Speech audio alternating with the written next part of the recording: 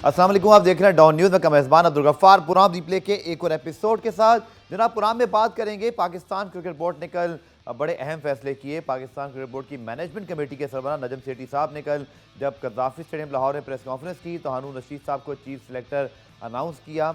Head coach के ऊपर हमने कल आपको बताया था कि उन्होंने कहा कि मिक्की आर्थर के साथ मामला 90% तक जो है वो तय पा गए हैं, निगोसिएशन जारी हैं, 2 से 3 दिन में ऑफिशियली ऐलान किया जा सकता है। इसकी तरह पाकिस्तान सुपर लीग के हवाले से बात हुई। जो बहुत अहम मामला है वो है जनाब एशिया कप 2023 का। भारत से जो मैंने मालूम करने की कोशिश की, खबरें यही आ रही है कि उनकी टीम किसी सूरत पाकिस्तान आने को तैयार नहीं है। तो ऐसी सूरत में पाकिस्तान क्रिकेट बोर्ड के पास, नजम सेठी साहब के पास क्या ऑप्शन बचेंगे? हमने 4 फरवरी को बहरौन में होने वाले इजलास में क्या मौक़िफ़ इख्तियार करना है? निगोसिएशन अगर हो रही है तो क्या इसका कोई नतीजा निकल सकेगा? ये सारी सूरत हाल आज के प्रोग्राम में डिस्कस करेंगे। Senior sport journalist anchor Mirza Iqbal join करेंगे। इसी तरह पाकिस्तान वुमेन फुटबॉल टीम की कप्तान मारिया खान, उनके बड़े चर्चे हैं, उनकी वीडियो जो उन्होंने शानदार गोल स्कोर किया वो इस वक्त सोशल मीडिया पर वायरल है। एक नई डायमेंशन दी है उन्होंने पाकिस्तान वुमेन फुटबॉल को और एकदम से डिस्कस होने लगी। आज 5:30 बजे आप ज़रूर हमें ज्वाइन कीजिएगा इस प्रोग्राम को देखते हुए।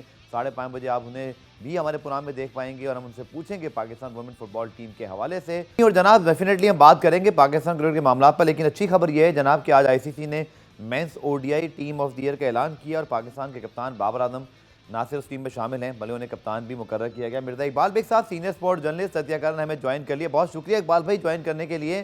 पहले तो बताइएगा सर, बाबर आजम की कप्तानी पर बड़ा सवालात उठे हैं। यकीनी तौर पर जो उनकी टेस्ट की परफॉर्मेंस थी वो इतनी अच्छी नहीं थी, लेकिन men's ODI team of the year ICC ने कप्तान मुकर्रर किया है। क्या कहेंगे इस हवाले से? देखें, बाबर आजम डिजर्व करते थे अब्दुल गफ्फार, जिस तरह की उनकी परफॉर्मेंस रही है, वनडे में भी अच्छी परफॉर्मेंस दे रहे हैं, T20 में भी, टेस्ट मैचेस में भी, तो उस लिहाज से तो वो डिजर्व करते थे। और उन लोगों के मुंह इन्होंने बंद कर दिए इस तरह से ICC की ODI टीम के कप्तान बना करके। वो लोग जो तनकीद कर रहे थे बाबर आजम पर, कुछ लोग अपना एजेंडा लेकर चलते हैं, खिलाड़ियों के साथ वो इस तरह की हरकतें करते हैं कि ऐसा लगता है कि वही कप्तान बनाते हैं और वही कप्तानी से हटवाते हैं। ऐसा नहीं होना चाहिए और ICC ने आज इस बात का प्रूफ दिया है कि बाबर आजम डिजर्व करते हैं ODI की जो उनकी रैंकिंग है उसके लिहाज से, और ODI के वो चूंकि दुनिया के चंद बेहतरीन बैट्समैन है तो कप्तानी भी डिजर्व करते हैं। हालांकि 11 रुकनी टीम में सिर्फ एक पाकिस्तानी खिलाड़ी शामिल है बाबर आजम की सूरत में, और उसके अलावा जो टेस्ट टीम है उसमें भी बाबर आजम का नाम शामिल है। अगरचे वो कप्तान नहीं, लेकिन इसके बावजूद I think he deserves to be there. बिल्कुल पाकिस्तान का फ़ख्र है और पाकिस्तान के लिए जब से खेलना शुरू किए के बाद एक रिकॉर्ड बना रहे हैं। लेकिन इकबाल भाई पहले हम कल के ऊपर बात कर लेते हैं। हारून रशीद साहब की एक और एंट्री मैं गूगल कर रहा था तो बहुत पुरानी खबरें निकल के आ रही हैं, 2015 से, 16 से, 17 से। लगता था कि ये बाप बंद हो गया है, अब ये वापस नहीं आ सकेंगे। जो हमारे कुछ सीनियर प्लेयर्स हैं, इंतखाब आलम साहब ने बड़ा सर्व किया, विद ऑल ड्यू रिस्पेक्ट हारून रशीद साहब ने भी, लेकिन ये कल हैरानगी नहीं हुई आपको? नजम सेठी साहब तो एक बड़ी तरक्की पसंद सोच के हामी हैं, शाहिद आफरीदी को लेकर आए, उनको कहा जी कोई बूम बूम स्टाइल होना चाहिए, अचानक से हारून रशीद की एंट्री।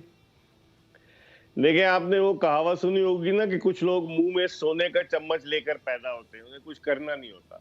और क्रिकेट में भी कुछ खिलाड़ी ऐसे हैं जो किस्मत के इतने धनी होते हैं कि बस किस्मत उन पर मेहरबान से मेहरबान होती जा रही है। 25 मार्च को इस साल हारून रशीद माशाल्लाह 70 बरस के हो जाएंगे। अल्लाह ताला उनकी उम्र दराज करे। और 7 भाई हैं रशीद ब्रदर्स के जो फर्स्ट क्लास क्रिकेट खेले, और इंग्लैंड के फॉस्टर्स ब्रदर्स भी 7 भाई फर्स्ट क्लास क्रिकेट खेले थे, एक रिकॉर्ड इनके नाम है। और फिर हारून रशीद के वालिद जो थे वो तो फिल्मों के हिदायतकार थे, हिदायतकार मुनव्वर रशीद, इनके वालिद फिल्मों के हिदायतकार होते थे, लेकिन हारून रशीद और सब भाई क्रिकेट पर की तरफ आ गए।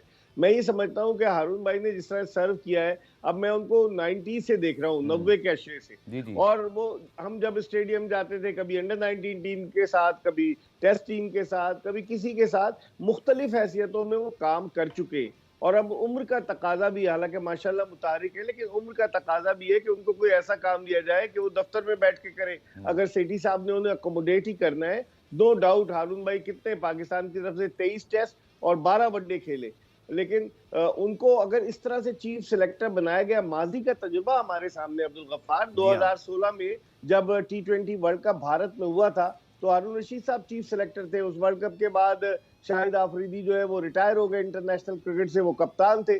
तो उसमें परफॉर्मेंस हमारी ऐसी थी कि हम तो सेमीफाइनल के लिए भी क्वालिफाई नहीं कर सके। आपको याद होगा उसी वर्ल्ड कप के दौरान उमर अकमल ने इमरान खान से शिकायत की थी कि मुझे ऊपर नहीं भेजा जा रहा। बहुत सारी बातें। अच्छा इकबाल भाई, एक बात तो ये आपने जो पूरी बात बताई, उस वक्त उनको फारिग तो किया गया, लेकिन एक साल बाद डायरेक्टर क्रिकेट ऑपरेशन के तौर पे आ गए थे। ये भी तारीख है हमारी। वही ऐसा लगता है उनके लिए कोई म्यूजिकल चेयर का गेम सजाया जाता है कि अगर इस कुर्सी पे नहीं बैठे तो उस कुर्सी पे बैठ जाए, उस कुर्सी पे नहीं बैठे तो इस कुर्सी पे बैठ जाए। I have nothing against him, मैं उनकी रिस्पेक्ट करता हूँ। कमेंट्री भी वो करते रहे। आपको याद होगा जब माजिद खान पीटीवी के थे तो हारून रशीद साहब पीटीवी पे भी कमेंट्री करते रहे। कोई शोभा उन्होंने छोड़ा नहीं है पाकिस्तान क्रिकेट का जिसमें उन्होंने अपनी खिदमात का इजहार न किया हो। लेकिन मेरे ख्याल में अब वक्त आ गया है कि कुछ नौजवान खून, जैसे शाहिद आफरीदी आए, उन्होंने ब्लंट अंदाज से किया। हालांकि हारून रशीद साहब उनके साथ बैठे हुए थे, लेकिन शाहिद आफरीदी ने ब्लंट अंदाज से सवालात के जवाबात भी दिए। अब बाज लोग ये कहते हैं, जैसे सिकंदर बख्श के साथ ही रहे यूबीएल में, वो कहते हैं कि हारून भाई मसलहत पसंदी का शिकार होते हैं। कभी भी जब वो हट जाते हैं, आपने देखा कभी तुंद और तेज बयानात उन्होंने नहीं दिए, वो अपनी बारी का इंतजार करते। और अब उनकी बारी फिर आ गई। हालांकि यही हारून रशीद साहब थे जब इमरान खान वजीर आजम थे, तो ये डोमेस्टिक क्रिकेट को रिवाइव करने का एक प्लान लेकर उनके पास गए थे वजीर आजम हाउस एहसान मानी साहब के दौर में। और एहसान मानी साहब ने वो प्लान उठाकर, इमरान खान साहब ने वो प्लान उठाकर फेंक दिया था। तो अब क्या करना चाहते हैं क्या नहीं, अल्लाह करे कि वो कामयाब हो। लेकिन इस पे सवालात तो उठ रहे हैं। शायद नजम सेठी साहब सीनियर लोगों को रखना चाहते हैं, क्योंकि मई में वो 75 साल के हो जाएंगे सेठी साहब, और हारून रशीद साहब 70 साल के हो जाएंगे। तो मेरे ख्याल में सेठी साहब, ये अजराए मजाक कह रहा हूँ कि सेठी साहब 70 से प्लस का जो क्लब है वो बनाना चाहते हैं। हालांकि आपको याद है शहरयार खान साहब तो 80 अबव थे। तो मेरे ख्याल में तजुर्बे का, वो उनकी ये थिंकिंग है कि तजुर्बे का कोई नेमुल बदल नहीं होता, लेकिन तजुर्बे के साथ साथ नौजवान खून की आमद बहुत जरूरी है ताकि रिप्लेस कर सके जो लोग पुराने थे उनको। देखिए सेठी साहब के जो अच्छे काम है इकबाल साहब, हमने उनको हमेशा सराहा है, हमारी बात भी होती रहती है, रिस्पेक्ट देते हैं जर्नलिस्ट को भी, मानना पड़ेगा।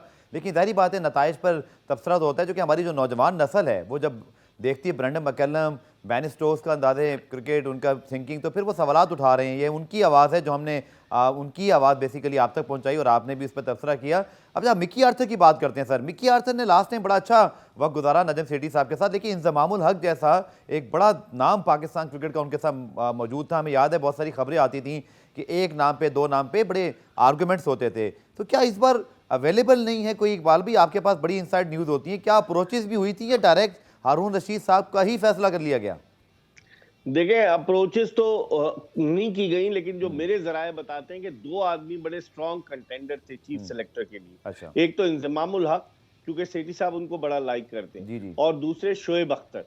शोएब अख्तर इसमें इन्वॉल्व नहीं होना चाह रहे थे, लेकिन मेरे ख्याल में अगर ये दोनों नहीं थे तो कोई और चॉइस तो होगा ना पाकिस्तान क्रिकेट बोर्ड के पास। हम ये कब कह रहे हैं कि हारून रशीद साहब को निकाल के बाहर फेंके, उनको साथ रखते, उनके तजुर्बे से इस्तेफादा करते सेठी साहब। लेकिन अब चीफ सेलेक्टर की पोस्ट उन्हें दे दी है सेठी साहब ने, कहते हैं कि वो ऑफिस वर्क बड़ा अच्छा करते हैं हारून भाई, तो शायद इस वजह से। लेकिन मेरे ख्याल में ये कहीं बैक फायर ना कर जाए डिसीजन सेठी साहब का। बड़े अच्छे फैसले लेते हैं, हम भी उन्हें सपोर्ट करते हैं। आपने जिस तरह कहा कि उनका इंटरेक्शन बड़ा अच्छा होता है, बड़ा स्मार्ट खेलते हैं, रमीज राजा के बरक्स ये बहुत ही डिफरेंट आदमी है कि जो जानते हैं, कॉर्पोरेट सेक्टर में भी अपनी कंपनी के लिए काम कर चुके हैं, एक अखबार के एडिटर रह चुके हैं, एक मैगजीन के एडिटर हैं, तो उनको सब चीजें पता है, क्रिकेट के गिमिक्स जानते हैं सेठी साहब।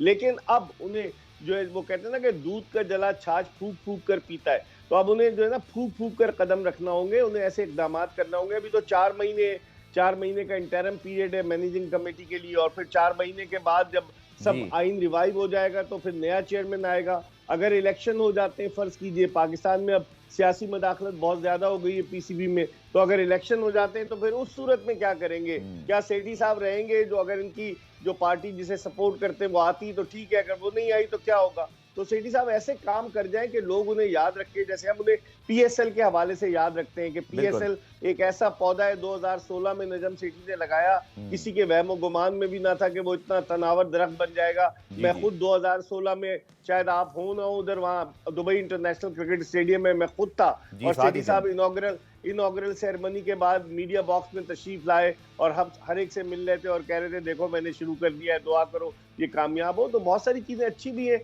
लेकिन उन्हें बकिया मामलात के हवाले से अपना जहन बनाना हो।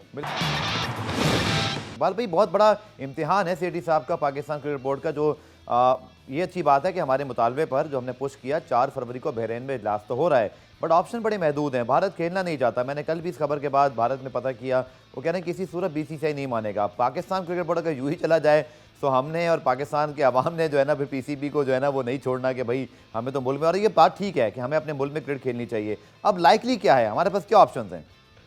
देखिए, हमारे पास ऑप्शन तो यही है कि हम वहां जाकर खेलें, लेकिन कल सेठी साहब की प्रेस कॉन्फ्रेंस आपने देखी होगी, उन्होंने कह दिया है कि अफगानिस्तान ने हमें पेशकश की है। जी जी। तो अफगानिस्तान यहाँ के नहीं खेलना चाह रहा, कह रहे हम वहां जाकर और खेलेंगे क्या 3 T20, जबकि 50 ओवर्स का वर्ल्ड कप सर पर है। एशिया कप 50 ओवर्स का है, सितंबर में, अक्टूबर नवंबर में 50 ओवर्स का वर्ल्ड कप है। तो आखिर क्या हम उन्हें अकोमोडेट करेंगे? अफगानिस्तान ने तो अपना होम ग्राउंड जो है वो भारत को बना दिया था, और आपको याद होगा उन्होंने अपना पहला टेस्ट मैच भी भारत के खिलाफ खेला।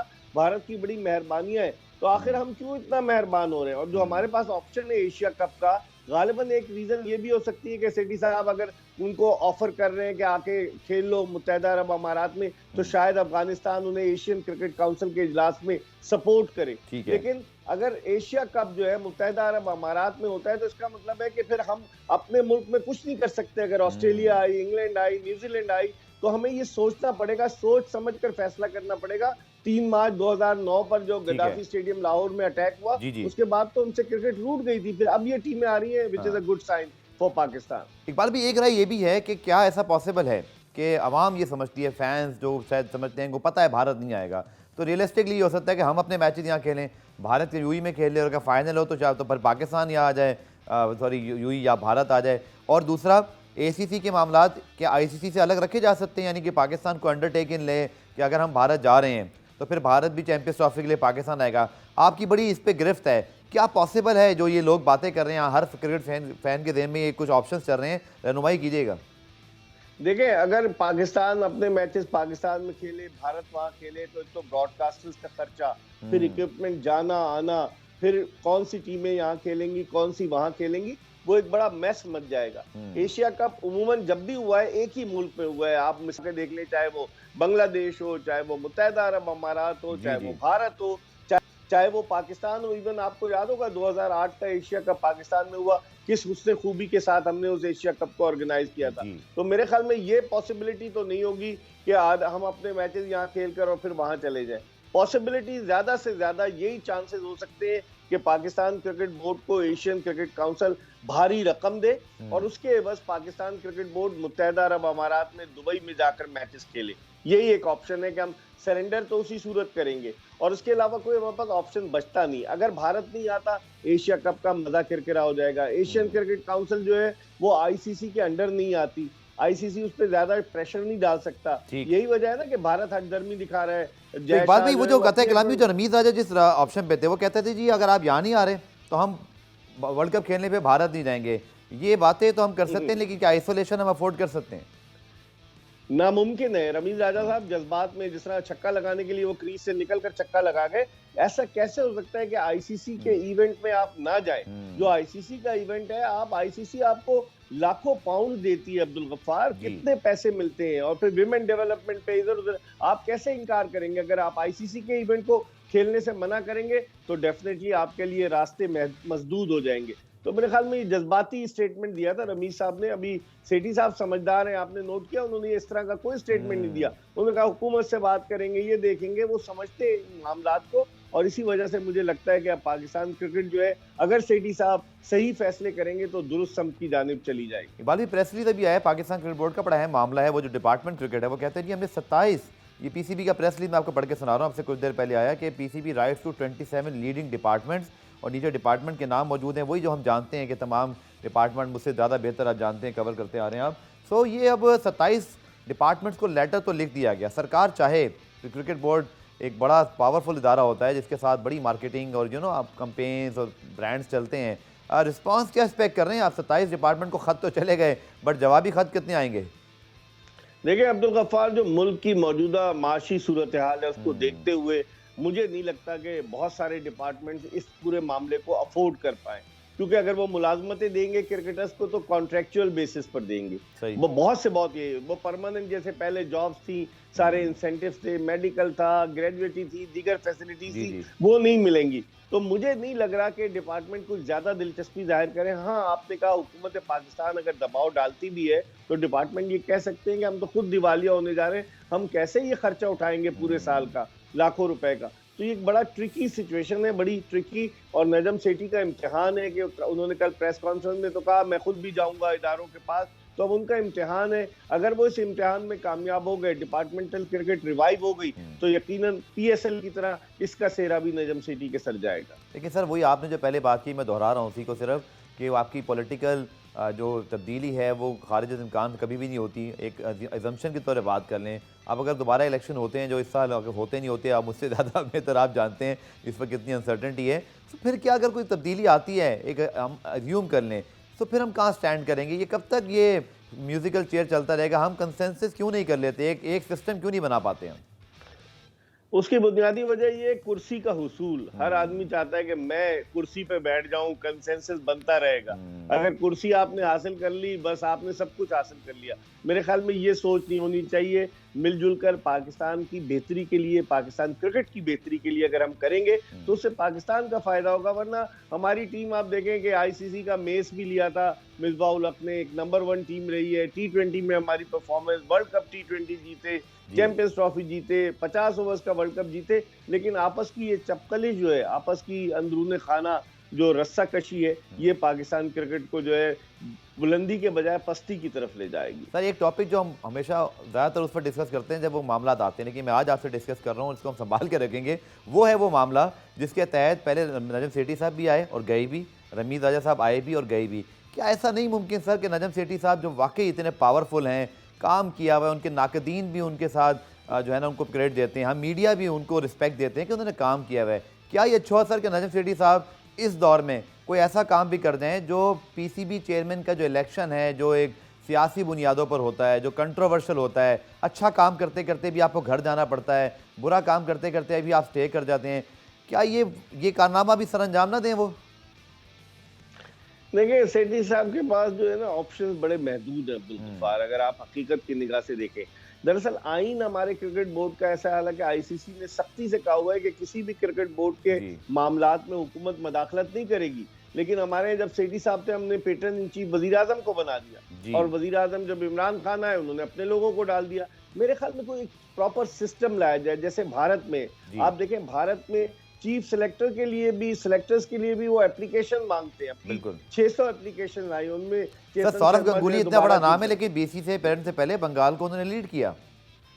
बिल्कुल, ये वहाँ तरीकाकार सिस्टम है, वहाँ कोई रस्सा कशी नहीं कि बीसीसीआई, ठीक है लॉबीज होती हैं, लेकिन वहाँ ये नहीं कि बीसीसीआई का सदर हट जाएगा अगर मोदी की हुकूमत चली गई। हमारे यहाँ ये मसाइल है। मेरे ख्याल में मिल बैठकर कोई ऐसा कानून बनाए, हम जो आइन पाकिस्तान क्रिकेट बोर्ड का बहाल करने जा रहे हैं, उसमें सेठी साहब कोई ऐसी तरमीम लाए कि जिनकी वजह से जो भी आए चेयरमैन के ओहदे पर, अगर 3 साल नहीं तो कम से कम 2 साल तक उसे काम करने का मौका मिले और वो अपनी जो प्लान्स हैं उनको इम्प्लीमेंट कराए। अगर नहीं कराएगा तो फिर यही हाल होगा कि जो आएगा वो अपने लोगों को लाएगा, जो जाएगा वो उसके लोग बाहर निकाल दिए जाएंगे। सर आखिर में वुमेन टीम पे बात करते हैं। हमारी अंडर 19 टीम की कारकर्दगी इतनी बुरी नहीं है, क्योंकि उनका अब अगले राउंड में जाना थोड़ा मुश्किल दिखाई दे रहा है रन रेट की वजह से, और फिर उनको एक बड़ा मैच जीतना था लेकिन वो जीत नहीं पाए। लेकिन सर दूसरी तरफ हमारी जो मेन वुमेन टीम है उनकी कारकर्दगी एक जगह ठहराव का शिकार है, बल्कि हम कभी भी सेकंड ईयर में से निकले ही नहीं। हम ऑस्ट्रेलिया, इंग्लैंड जैसी टीमों से हारते ही हैं।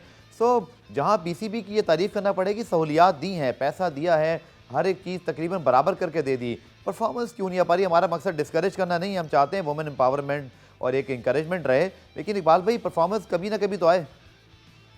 देखिए 1997 में विमेन क्रिकेट पाकिस्तान में आई और पाकिस्तान ने वो शाहिदा खान और शर्मीन खान मरूना जो उनकी बहन थी वो लेकर आई। लेकिन अब हमारी विमेन क्रिकेट में एक माफिया आ गया है। माफिया मीन्स के ग्रुप बंदी हो गई है कि कप्तान अपनी 4-5 मंजूर नजर लोगों को लाइक करती है, वाइस कैप्टन अपने 4-5 मंजूर नजर लोगों को लाइक करती है, और वही लड़कियां जाती हैं। वो जलालुद्दीन की आपको शायद अगर आपने इंटरव्यू किया हो, मैंने उनका इंटरव्यू किया तो उन्होंने कहा कि मैंने एक लड़की को सेलेक्ट करके टीम में डाला जब वो चीफ सिलेक्टर थे, तो कप्तान कहने लगी बिस्मा मारूफ कि आपने टीम में तो डाल दिया है, खिलाऊंगी तो मैं ही, ये घूम फिर कर वापस आ जाएगी। और वही हुआ। तो इसका मतलब है कि या तो आप इतनी पावरफुल कप्तान बाबर आजम की तरह आप बहुत कुछ टीम को जितवा रही हो तो समझ में आता है। माफिया का जब तक खात्मा नहीं होगा विमेन क्रिकेट ऐसी तबाह होती रहेगी। हम खुश हो जाएंगे कि बांग्लादेश को हरा दिया, श्रीलंका को हरा दिया या कभी वेस्ट इंडीज को हरा दिया। इंग्लैंड, और इकबाल ऑस्ट्रेलिया, भी जाते जाते कि Bharat, women team New Zealand, under 19 की टीम की कारकर्दगी से ये हिंट तो मिले कि टैलेंट है, लेकिन जैसे आपने कहा कि थोड़ा सा पूल को बढ़ाना पड़ेगा और ट्रांसपेरेंसी लानी पड़ेगी। अंडर 19 टीम ने कुछ हिंट्स दिए हैं कि वहाँ टैलेंट है जिसको हम मजीद मेन टीम तक ला सकते हैं। मेन टीम में माफिया है ना अब्दुल गफ्फार। यहाँ अभी नई नई बच्चियां हैं, उन्हें अपने मुस्तकबिल के लिए मेहनत करना है। मेरे ख्याल में इनको ग्रूम करें और पाकिस्तान क्रिकेट से, विमेन क्रिकेट से माफिया को खत्म करें, पैसे इनके खत्म करें, कप्तान को जो है तब्दील करें, जब ही सारी चीजें हो सकती हैं। बहुत बहुत शुक्रिया मिर्जा इकबाल बेग साहब, सीनियर स्पोर्ट्स रजियाकार, हमारे साथ तफसीली बात की पाकिस्तान क्रिकेट के हालिया मामला पर। प्रोग्राम में ब्रेक शामिल करते हैं, ब्रेक से जब वापस आएंगे पाकिस्तान फुटबॉल टीम की वुमेन फुटबॉल टीम की कैप्टन मारिया खान हमें ज्वाइन करेंगी शॉर्ट कमर्शियल ब्रेक के बाद। प्रोग्राम रिप्ले में खुशामदीद और हम पार्ट करेंगे पाकिस्तान वुमेन फुटबॉल के हवाले से। एक गोल पाकिस्तान सऊदी अरब का मैच हुआ, 1-1 से मैच बराबर हुआ, लेकिन जो गोल पाकिस्तान की वुमेन फुटबॉल टीम की कप्तान मारिया खान ने किया उसके बड़े चर्चे हैं, बड़ा वायरल है। एक मरतबा फिर गोल देख लीजिए, फिर मायरा खान से ही बात करेंगे इस गोल और मैच और पाकिस्तान वुमेन स्पोर्ट्स के हवाले से। मारिया खान का एक गोल मुझे लगता है कि पाकिस्तान में वुमेन फुटबॉल वुमेन स्पोर्ट्स को बड़ा इसने लिटअप किया है। हमारे साथ मौजूद है इस वक्त, दुबई से ज्वाइन कर रही है। Thank you so much Maria for joining in. First of all, that amazing goal, the video is all over the place, a viral video in Pakistan on digital, on TV, on every platform. So must be a very memorable goal, and of course that goal is now actually create a lot of awareness about the women's sports in Pakistan. So first of all, assalamu alaikum. Thank you so much for having me. I love being on your show, so I'm glad you have me on again. So really excited for this. So yeah, no, the goal was great. It was a great. I think the entire tournament was an absolute great experience. I think the girls, myself, the rest of the team, we had an amazing time. I think we grew a lot in such a short amount of time with the coaching and everything. So yeah, really excited for what's to come. Okay, tell us something again about this goal when you're taking that free kick, and of course that Ronaldinho goal actually equalizing with this footages and lot of comparisons. But what was your thought behind this? Because that's become one of the very beautiful goal we have seen in the recent times. Both shukriya. So for me, I actually practiced that free kick and that set piece quite a bit. It is something that is part of my training. So anytime, it's one of my favorite shots actually is from that right side edge of the box. So I think for me, my goal anytime I'm taking that specific set piece or that specific free kick is to just make sure I get it on target. Because if you just give it a chance and you keep it on frame, you don't know what can happen.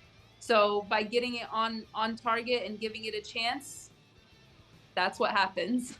बिल्कुल, मारिया जो है वो इन्होंने मुझे बताया था कि ये चूँकि दुबई में बेस्ड हैं और पश्तो और इंग्लिश बोल सकती हैं, लेकिन बहुत खुश हैं। वो कह रही हैं कि मेरी फेवरेट शॉट है और मैं इस जोन से ही करना चाहती थी और मुझे बहुत खुशी है कि इस गोल से बहुत ज़्यादा लोग खुश हुए हैं और वो वुमेन स्पोर्ट्स की बात करें। Maria, definitely we talk about the women football in Pakistan, that is great that now we have our international team play again internationally. The suspension issue, the controversy is almost finished, and now we are moving forward from that very dark period.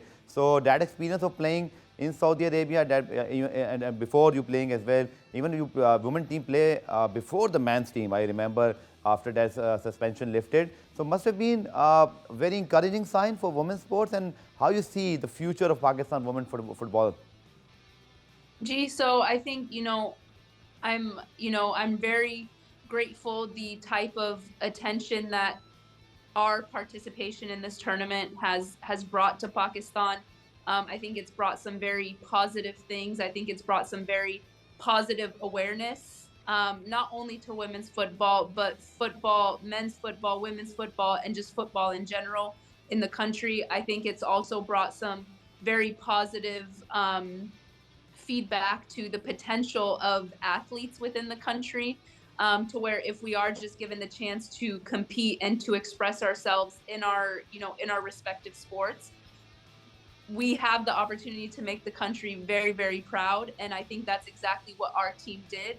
We were given the opportunity by the Pakistan Football Federation and the Normalization Committee, and we were able to make the country proud. So I think as long as athletes, again, not just football athletes, men or women, just athletes in general in Pakistan, as long as we're given these opportunities to compete internationally in a safe environment, there's no telling what type of accolades or recognition that can come to Pakistan from that.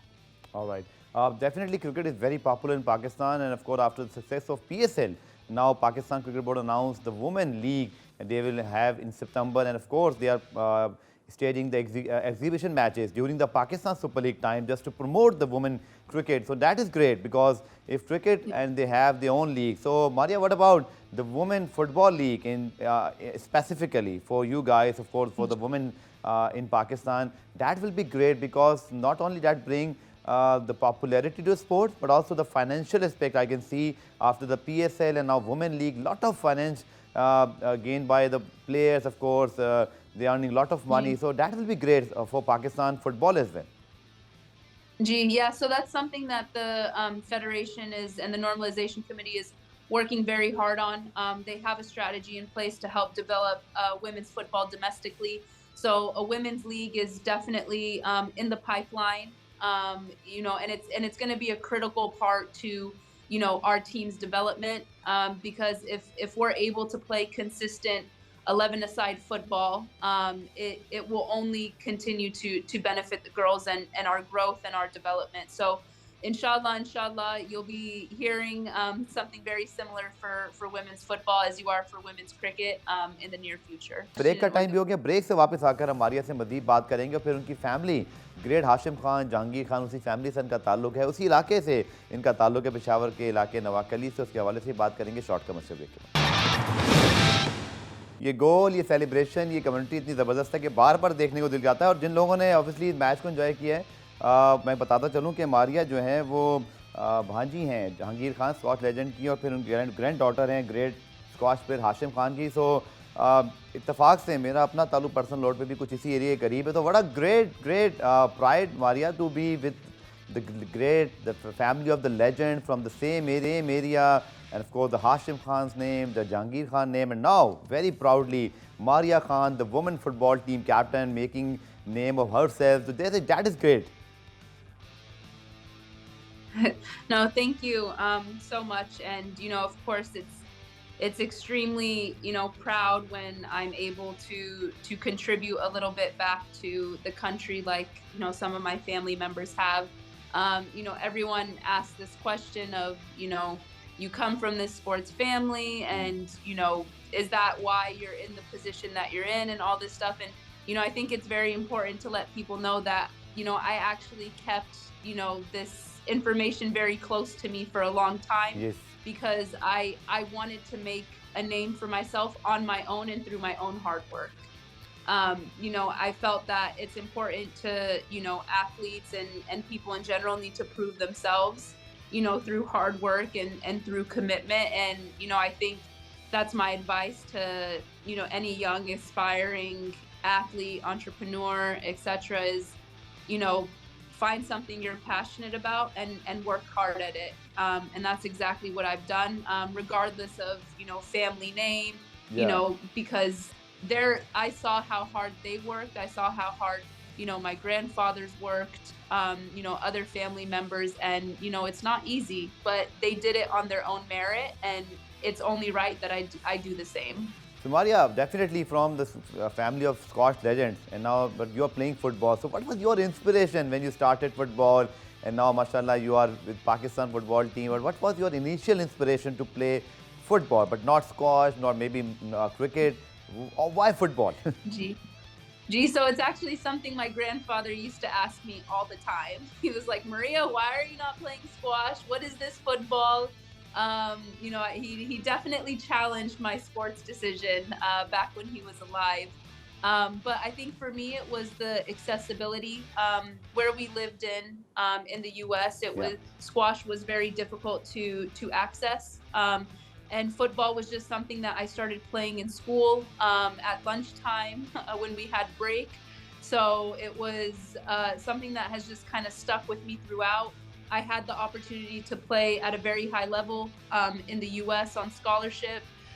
So again, started at 6 and I'm still playing, and it's something that I didn't think I'd be playing this long, but Okay. subhanallah, I'm still able to. A very common football question from any footballer. Recently, we've seen Messi lifted the World Cup trophy.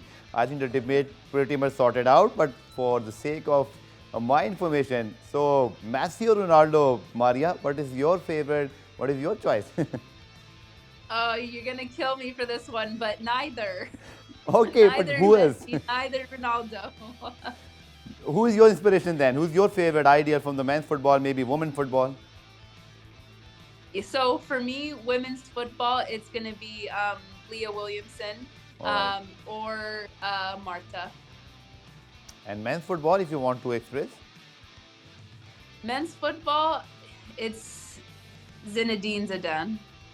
Oh, that's great. The World Cup champion and, of course, a legend of football from France. Thank you so much, Maria, for joining in, for the inspiration you gave to the lot of funny women players. And, of course, your participation, your goal is actually lifted the whole scene. Thank you so much for joining in our show as well. Maria Khan मौजूद थी, Pakistan women football team की कप्तान, Dubai में based हैं, बहुत great football family, Khan family, जाके जहांगीर खान, रोशन खान उनकी family से। लेकिन बड़ी अच्छी बात बोली कि मैं तमाम लोगों को ये बोलना चाहूँगी कि अपनी फैमिली या बैकग्राउंड के बजाय अपनी पहचान आप खुद बनाएं, और यही वो आई थिंक वो वर्ड्स हैं जो कि बाकी बच्चों को इंस्पायर्ड करेंगे कि आप ज़रूर इस खेल की तरफ आएँ और मारिया की तरह आप भी आगे बढ़ सकती हैं। पुराना रिप्ले आज देखने का शुक्रिया। कल दोबारा से मुलाकात होगी, तब तक के लिए अल्लाह हाफ़िज़।